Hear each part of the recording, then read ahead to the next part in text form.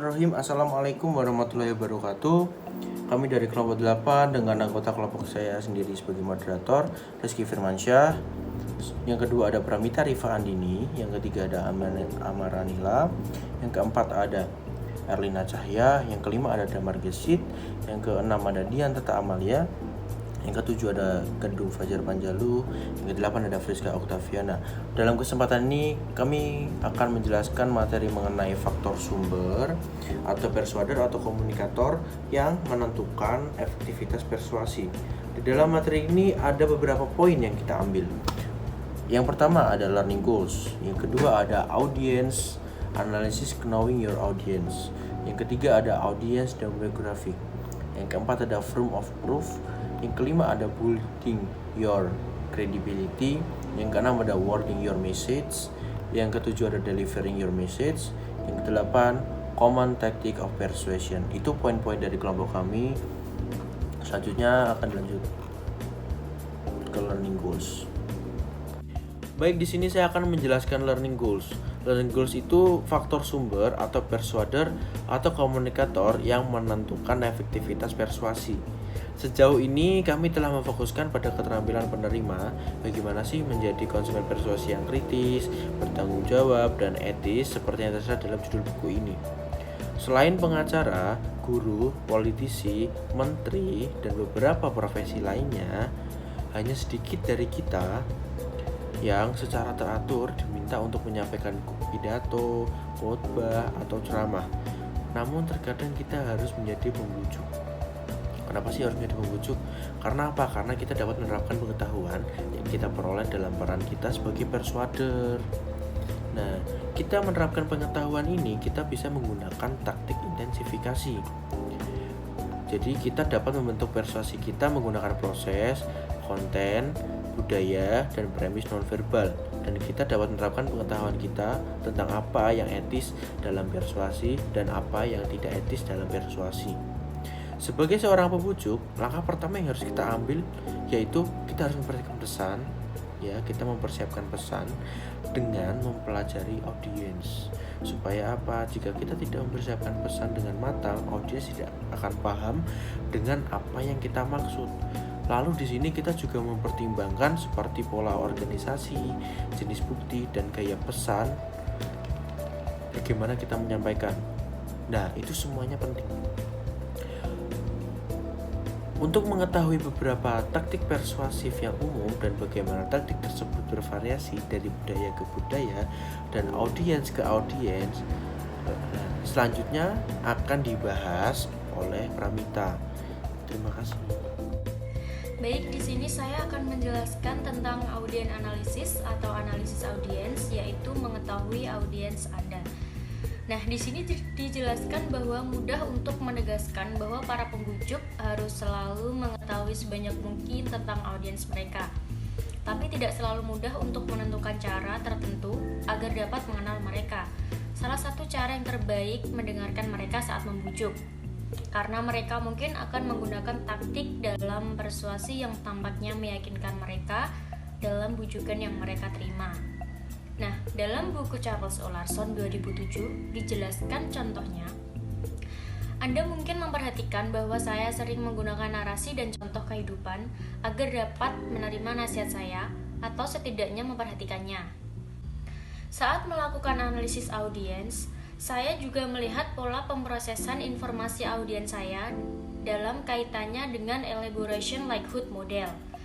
Dengan kata lain, Anda dan saya perlu melakukan beberapa analisis audiens yang didefinisikan sebagai belajar sebanyak mungkin tentang audiens yang Anda proyeksikan dan apa yang mungkin memotivasi mereka.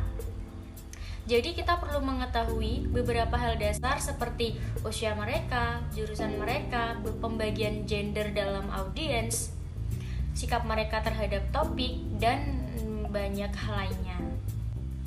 Yang paling penting di sini adalah memahami audiens Anda, amati mereka, dengarkan mereka, dan analisis apa yang mereka katakan dan bagaimana mereka mengatakannya. Misalnya, paling mudah dibujuk ketika mereka mengira merekalah yang memberikan ide untuk perubahan.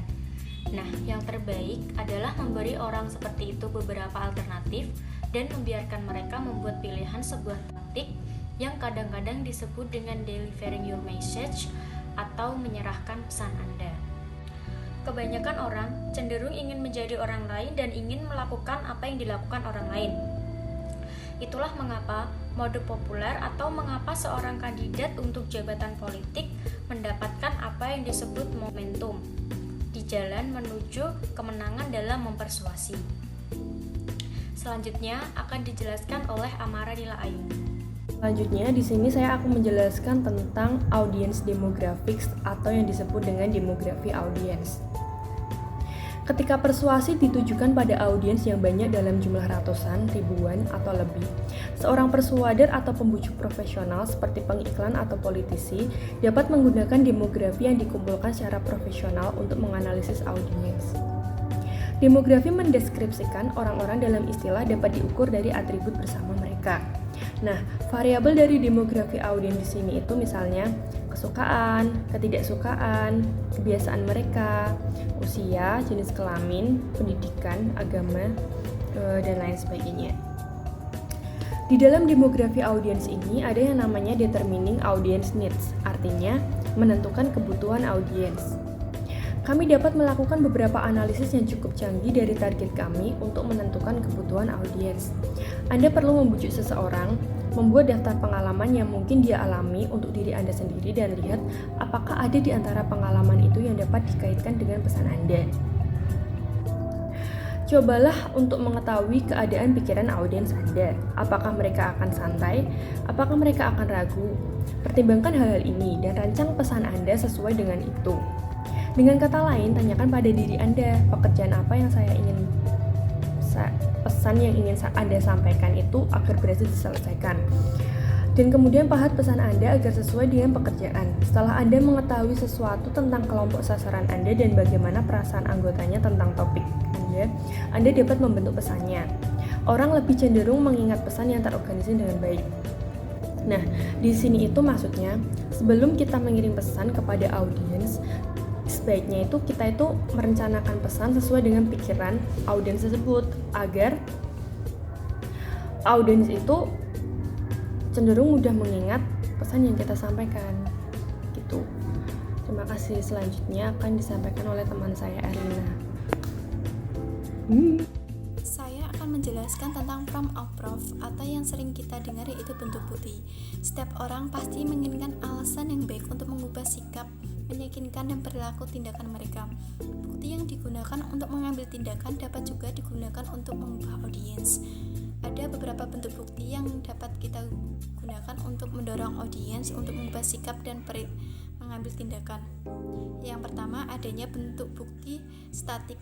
Bentuk bukti statik ini yang paling efektif untuk digunakan yaitu dengan cara meyakinkan.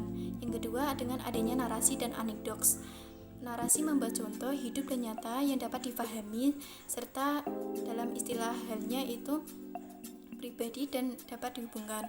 Yang ketiga, adanya kesaksian, yaitu bentuk bukti kesaksian ini seperti halnya seseorang yang mencoba untuk membujuk kita, pasti halnya kita meragukan dengan perasaan mereka. Inilah mengapa kesaksian itu sangat penting. Yang keempat, adanya bentuk bukti visual. Bentuk visual ini sering disalahgunakan dan digunakan dalam liputan berita dan politik dan semua jenis iklan. Kita mungkin dapat menemukan bantuan visual kita sendiri seperti halnya membuat poster, grafik, dan mungkin memiliki keterampilan presentasi yang dapat digunakan alat bantu visual seperti halnya dengan PowerPoint. Yang kelima yaitu perbandingan dan kontras.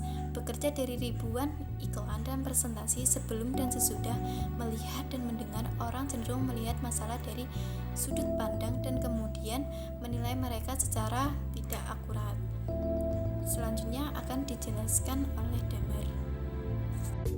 Baik, terima kasih. Yang kelima ada building your credibility atau membangun kredibilitas Anda dalam hal-hal membujuk atasan untuk memberikan kita kenaikan gaji.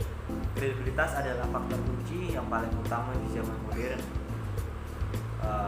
Kredibilitas telah diterjemahkan dalam beberapa dimensi. Dengan kata lain, kredibilitas yaitu reputasi tingkat keahlian atau pengetahuan bicara yang telah diketahui oleh pendengar, penyampaian yang efektif terkait dengan ketulusan, dinamisme, dan karisma.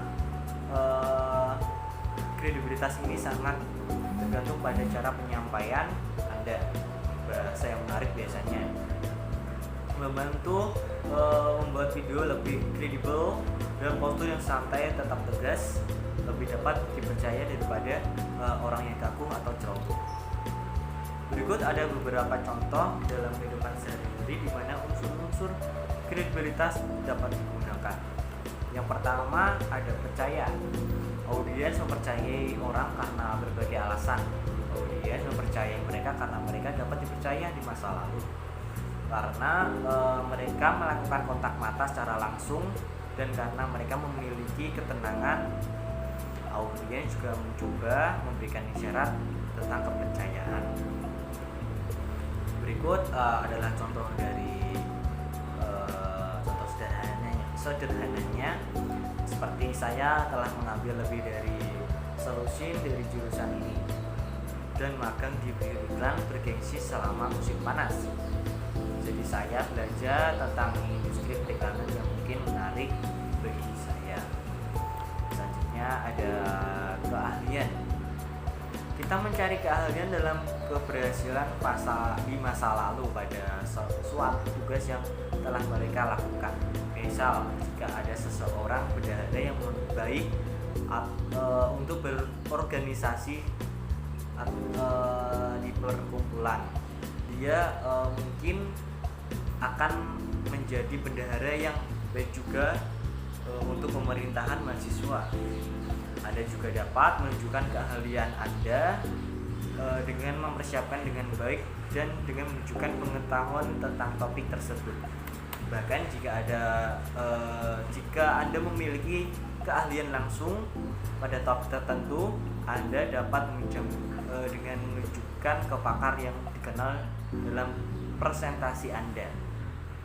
Ya, selalu berguna dan etis untuk merujuk pada latar belakang sumber Anda sehingga dapat menilai kredibilitas kesaksian mereka. Selanjutnya ada dinamisme. Dinamisme adalah kualitas yang sulit dipahami, kadang-kadang terkait dengan penampilan fisik di mana orang yang menarik cenderung lebih menarik perhatian daripada orang yang kurang menarik. Daya tarik atau karisma mungkin tidak dapat dikembangkan, namun banyak orang yang tidak percaya tetapi tetap persuasif dan dinamis. Pembicara yang dinamis tampaknya akan mengambil banyak ruang psikis mereka. Memiliki penampilan panggung, Anda dapat memproyeksikan gambar dinamis dengan beberapa cara. Yang pertama ada pembicara otoriter, proyeksi suara Anda, pertahankan volume yang sesuai dan pilihlah kata-kata yang menunjukkan kepastian Anda. Materi selanjutnya akan disampaikan oleh teman saya, Dian Tata.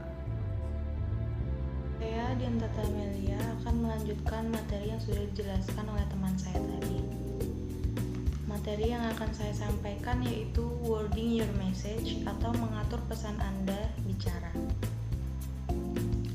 Wording your message itu ada gaya dan pilihan bahasanya. Supaya pidato Anda menarik pada saat mengatur pesan Anda bicara, ada beberapa hal yang perlu diperhatikan, yaitu 1. Kosakata yang bervariasi. Kebanyakan dari kita perlu meningkatkan kosakata. Di sini kita bisa mengulang pidato kita menggunakan variasi kata untuk membuat lebih hidup lagi. Jika kosakatanya kurang bervariasi, kita bisa mempelajari kefasihan pembicara-pembicara yang hebat. Jangan lupa perhatikan bahasanya dan cobalah mempelajari kosakata baru setiap harinya. Yang kedua, bentuk pidato, aliterasi, dan asonansi. Bentuk pidato yang menggunakan metafora dan simile membantu audiens memvisualisasikan suatu hal. Aliterasi adalah pengulangan bunyi konsonan, sedangkan asonansi yaitu pengulangan bunyi vokal. Keduanya menciptakan semacam ritme dalam pesan yang membuatnya lebih hidup. Selanjutnya yang ketiga yaitu bahasa yang jelas. Pilihlah bahasa yang hidup untuk menarik minat audiens serta mudah dipahami dan diterima oleh audiens. Selanjutnya bahasa ringkas. Yang keempat, pernyataan langsung atau ringkas biasanya paling efektif untuk diserap oleh audiens. Penggunaannya yang ringkas akan membantu membangun kredibilitas dan akan meningkatkan presentasi. Selanjutnya yang kelima, struktur paralel. Struktur ini menggunakan kalimat yang serupa atau bahkan identik agar presentasi mudah diingat. Ide di balik struktur ini adalah untuk membangun ekspektasi audiensnya. Selanjutnya yang keenam, pencitraan. Mungkin Anda tidak dapat menyampaikan rasa sentuhan, penglihatan, atau suara sesuatu kepada penonton, tetapi Anda dapat menggunakan kata-kata yang memunculkan citra. Dan yang terakhir, humor. Penggunaan humor dalam persuasi merupakan aset gaya yang jelas. Jika seseorang pembujuk menggunakan humor yang tidak jelas, tidak pantas, berselera buruk, atau sekedar tidak lucu saja, itu kemungkinan besar akan menjadi bumerang dan benar-benar merusak kredibilitas dan persuasif. Jika kita akan menggunakan humor dalam persuasi, ujilah dengan teman atau kerabat terlebih dahulu. Terima kasih. Assalamualaikum warahmatullahi wabarakatuh. Terima kasih atas penjelasannya. Selanjutnya saya akan melanjutkan materi yaitu delivering your message atau menyerahkan pesan Anda. Biasanya penulis atau persuader menganggap penyampaian pesan hanya berkaitan dengan sumber atau pembicara, tetapi faktor lain dapat mengaruhi pesan, termasuk saluran dan sarana. Yang pertama yaitu pembujuk. Di antara faktor-faktor yang menyesuaikan persuader sebelum dan selama penyampaian adalah postur tubuh, kontak mata, gerak dan gerak tubuh, artikulasi, pakaian, dandanan, dan kualitas vokal. Yang kedua yaitu saluran. Memilih saluran yang benar untuk mengirimkan pesan Anda adalah elemen kunci lain dalam pengiriman pesan. Secara umum, mulailah dengan membuat daftar semua saluran potensial yang dapat digunakan untuk mengirimkan pesan Anda atau menyampaikan pesan Anda. Kemudian, coba cocokkan mereka dengan audiens Anda. Jika pemirsa Anda menggunakan saluran tertentu daripada yang lain, itu mungkin bagus untuk digunakan. Terkadang, saluran yang benar akan memberikan kesempatan kepada pembujuk atau pembaca untuk mendorong partisipasi penonton yang akhirnya dapat meningkatkan energi, minat, motivasi, dan aktivitas penonton. Selanjutnya, materi akan dilanjutkan oleh teman saya, Friska. Silakan Friska. Baik, terima kasih Galung. Kemudian materi selanjutnya yang akan saya jelaskan di sini yaitu Common Tactic of Persuasion atau taktik persuasi yang umum. Ada beberapa taktik persuasi yang sering digunakan dalam berpidato di depan umum. Ada pula yang lebih singkat dalam penyampaiannya. Yang lebih umum digunakan dalam taktik persuasif yaitu yang pertama ada the foot in the door or door in the face. Taktik ini adalah teknik yang digunakan untuk membujuk seorang ketika menolak permintaan yang signifikan. Kemudian ada the yes teknik. Taktik umum dalam penjualan ajakan persuasif yang disebut ya, membuat kelompok atau orang menanggapi secara positif yang berupa bagian dari seruan. Setelah menyetujuinya, orang yang dibujuk kemungkinan besar akan mengatakan ya untuk permintaan terakhir dan mengunci permintaan tersebut. Kemudian yang ketiga ada the tactic of asking not if but which. Teknik ini adalah teknik yang digunakan untuk membuat pilihan di antara dua alternatif daripada di antara banyak alternatif. Jangan meminta audiens untuk memilih terlalu banyak pilihan. Mintalah mereka untuk memilih dari sedikit halnya atau dua halnya. Kemudian ada a question for a question atau sebuah pertanyaan untuk pertanyaan. Taktik inilah yang digunakan beberapa orang untuk membuat orang lain lengah sehingga mengajukan pertanyaan yang memalukan dan sulit atau menjebak. Yang selanjutnya ada menjawab pertanyaan dengan pertanyaan. Menempatkan bola kembali pengadilan kepada orang lain, sehingga orang yang mempertanyakan terkadang mencoba mendiskreditkan atau mengganggu Anda.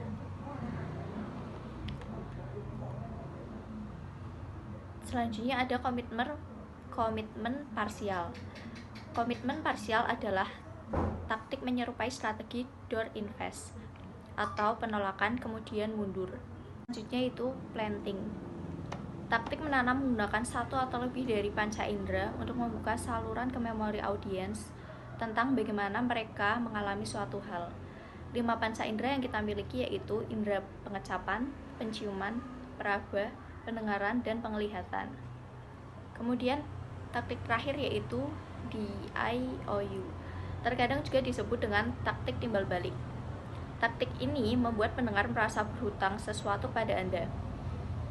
Cialdini 2001 mencatat bahwa kebutuhan untuk membalas taktik ini melampaui perbedaan budaya yang besar, jarak yang jauh, kelaparan akut bertahun-tahun, dan ya itulah beberapa taktik persuasif yang sering digunakan dalam berpidato di depan umum.